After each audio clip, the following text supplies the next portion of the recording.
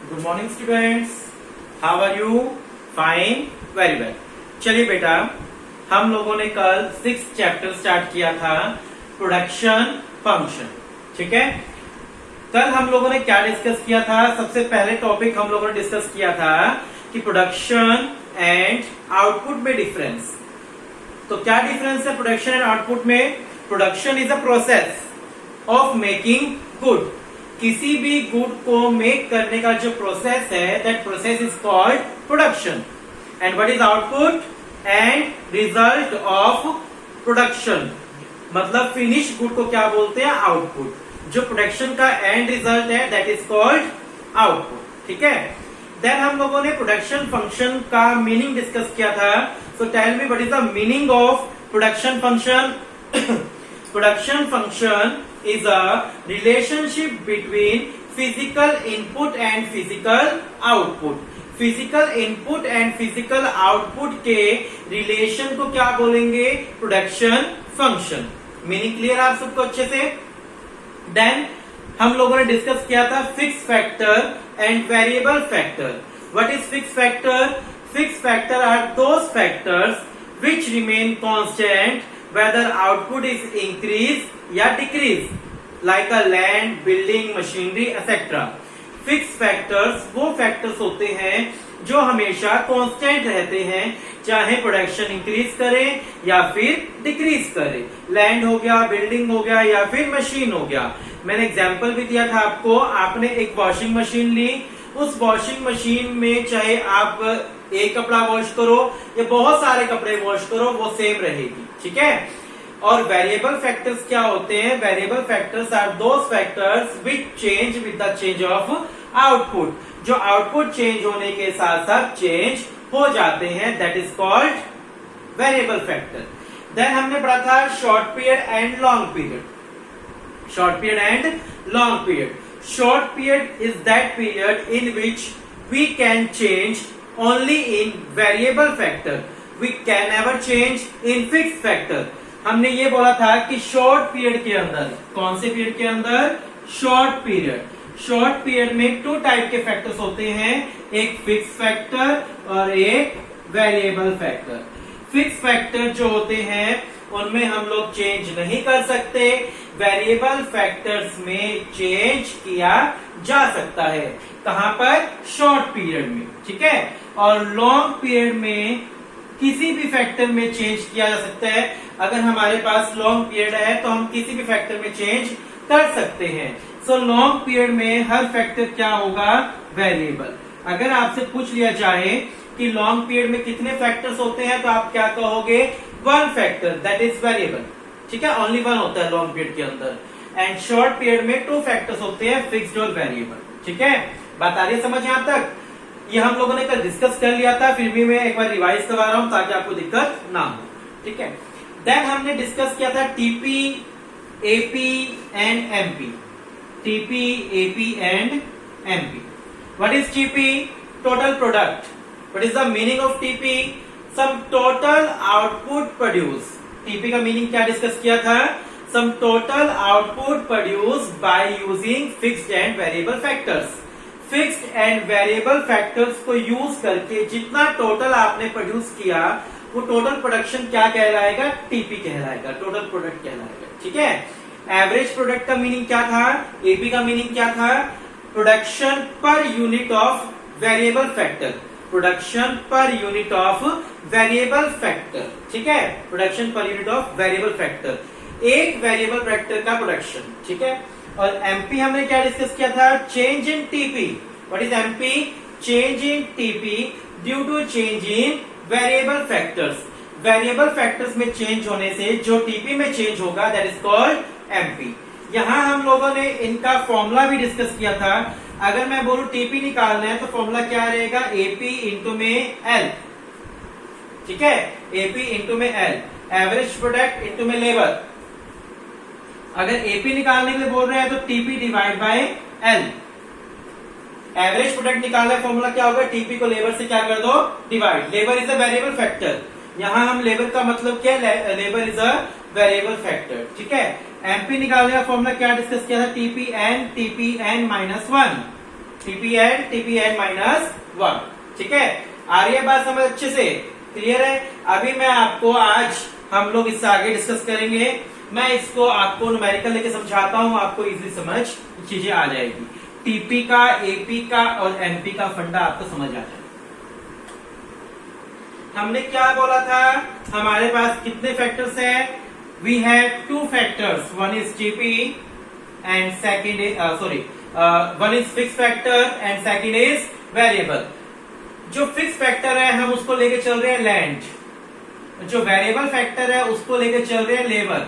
ठीक है, we have 2 factors, one is fix factor and second is variable factor. Got it? Fix factor is called land and variable factor is called labour. Fix factor always remain constant, fix factor always remain constant. ठीक है, change कहां पर होगा? Variable के अंदर। चलिए, land 1 1 1 1 1 1 constant रखेंगे 8 time land को कांस्टेंट। लेबर 1 2 3 4 5 6 7 8। ठीक है, लेबर ये लिया। टीपी की जो टेबल मैं करवा रहा हूं उसको याद कर लेना, ये आगे बहुत काम आएगी आपको। 2 5 9 12 14 15 15 14।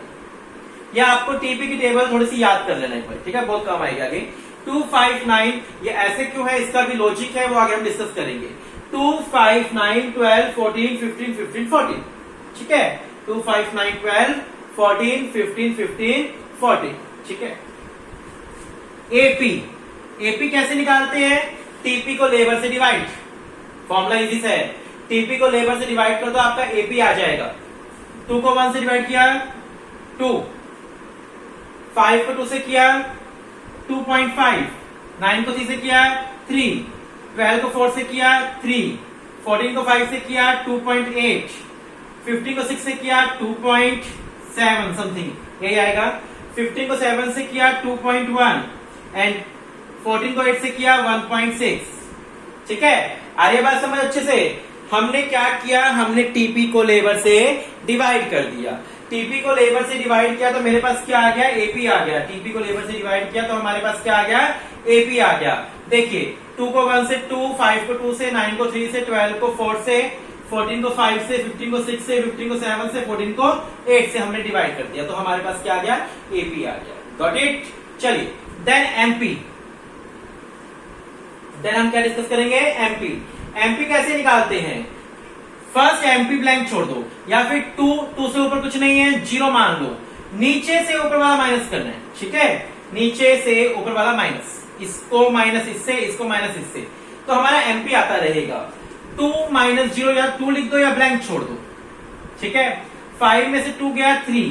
बोथ एपी और एमपी ये दोनों जो होते हैं वो टीपी से निकलते हैं। एपी और एमपी दोनों किससे निकाले जाते हैं? टीपी से।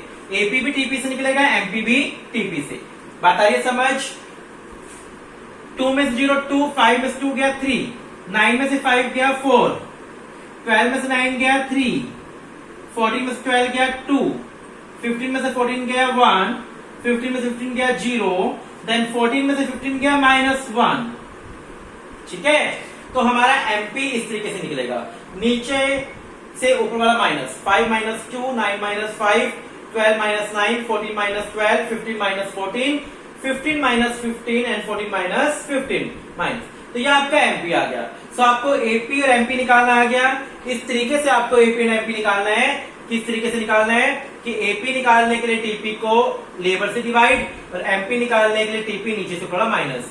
यानी आपको एक कंसेप्ट समझ आ गया होगा कि एपी और एमपी दोनों किससे निकलेंगे? दोनों टीपी से निकलेंगे। एपी और एमपी किससे निकलेंगे? टीपी से निकाले जाएंगे। ठीक है, बात आ रही समझ अच्छे से? बिल्कुल क्लियर टॉपिक, देख लीजिए।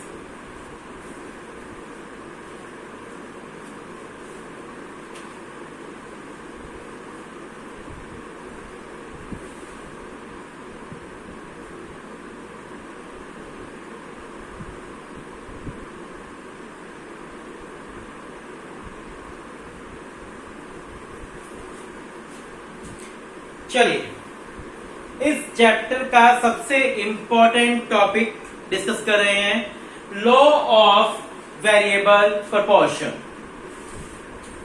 ये table as it is same इस लॉ में यूज की जाएगी, ठीक है। मैंने आपको टेबल पहले ही करवा दी है, ये टेबल इस लॉ में यूज होगी।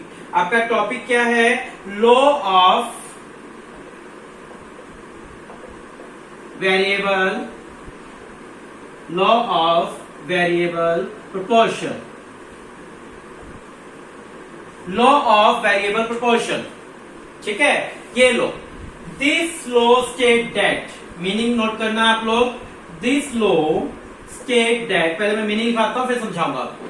This law state that initially when we combine variable factors with fixed factor, production will increase, but due to continue addition of variable factor result production decline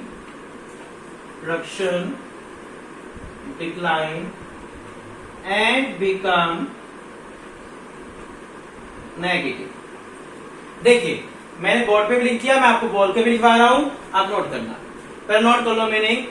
this law state that, ये law क्या कहता है? This law state that initially, initially का मतलब starting में, initially when we combine, starting में जब हम लोग वेरिएबल फैक्टर्स को फिक्स फैक्टर के साथ ऐड करेंगे, इनिशियली बिल्कुल स्टार्टिंग के अंदर, तो हमारा प्रोडक्शन विल इंक्रीज, प्रोडक्शन हमारा क्या होगा? इंक्रीज होगा। But due to continue addition, लेकिन लगातार जब हम लोग ऐड करते रहेंगे वेरिएबल को फिक्स फैक्टर के साथ, तो एक समय आएगा रिजल्ट प्रोडक्शन डिक्लाइन। जब लगातार ऐड करते रहेंगे वेरिएबल फैक्टर फिक्स फैक्टर के साथ, तो एक टाइम आएगा जब हमारा प्रोडक्शन डिक्लाइन होना स्टार्ट हो जाएगा और एक लिमिट के बाद वो नेगेटिव हो जाएगा। ऐसा कब होता है? देखिए हमारे पास टू फैक्टर है, we have two factor, one is fix factor and second is variable factor.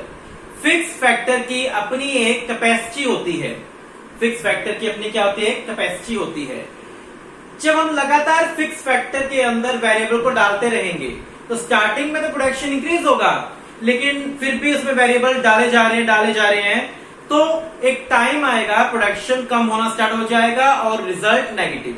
Like a pressure cooker, pressure cooker is a fix factor and rice is a variable factor. आप सबको पता है बात कि pressure cooker के अंदर rice बनाने हैं तो आपको कुछ स्पेस छोड़ना पड़ेगा स्टीम बनने के लिए, ठीक है। आपने कुछ स्पेस छोड़ा तो राइस बन गई, प्रोडक्शन आपका बना, आपका रिजल्ट पॉजिटिव आया। लेकिन उसी प्रेशर कुकर को आपने ऊपर तक भर दिया, उसमें वेरिएबल फैक्टर और डाल दिए, तो रिजल्ट क्या होगा? प्रोडक्शन खराब, नेगेटिव, डिक्लाइन, यानी वो ब्लास्ट हो जाएगा प्रेशर कुकर। यानी कहने का मतलब क्या? फिक्स फैक्टर की अपनी एक कैपेसिटी होती है, जब उसको उस कैपेसिटी से ज्यादा यूज किया जाता है तो वो अपनी लिमिट खो देगा और उसका रिजल्ट क्या आएगा? नेगेटिव, ठीक है। इसका एक एग्जांपल और दिया है मैंने पहले भी, रिक्शा।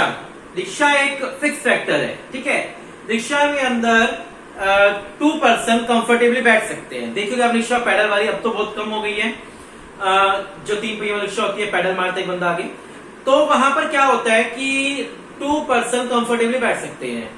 2 बंदे बिठा दिए, चाहिए, सही है, चले। 2 बच्चे पीछे लटका दिए, जो पीछे जगह होती है ना, स्पेस होते हैं, वहां 2 बच्चे और बिठा दिए, फिर भी स्मूथली चलेगी। एक बच्चा उन लेडीज अपनी गोदी में ले लिया, चलो फिर भी काम चलेगा। फिर क्या किया? एक बच्चा और पीछे लटका दिया और एक बच्चा, जो सीट होती है, छोटी सीट होती है उसकी, जहां बैठकर वो रिक्शा चलाता है, उस सीट पे बिठा दिया भाई।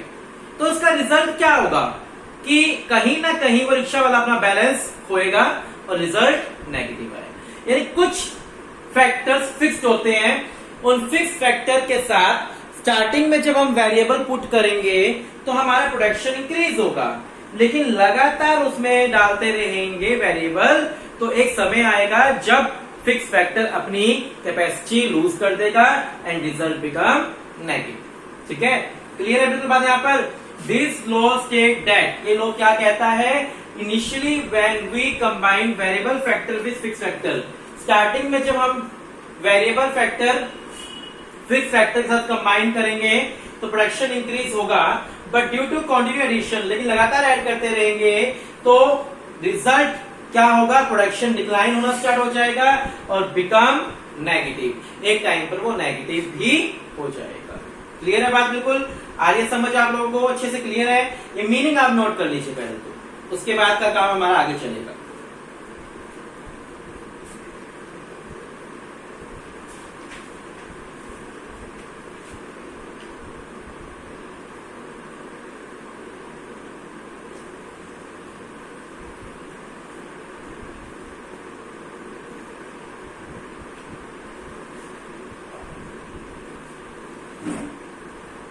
आई होप कि आपने मीनिंग नोट कर लिया होगा, मैंने बोल के भी बता दिया आपको। चलिए सबसे पहले इसका मीनिंग करेंगे आप, मीनिंग के बाद अजम्पशन लिख के आएंगे, इस लो के अजम्पशन। मैं आपको ये क्वेश्चन 6 मार्क्स के अकॉर्डिंग रेडी करवा रहा हूं, क्योंकि एग्जाम में क्वेश्चन 6 मार्क्स के अकॉर्डिंग ही आएगा आपको। ठीक है, अजम्पशन।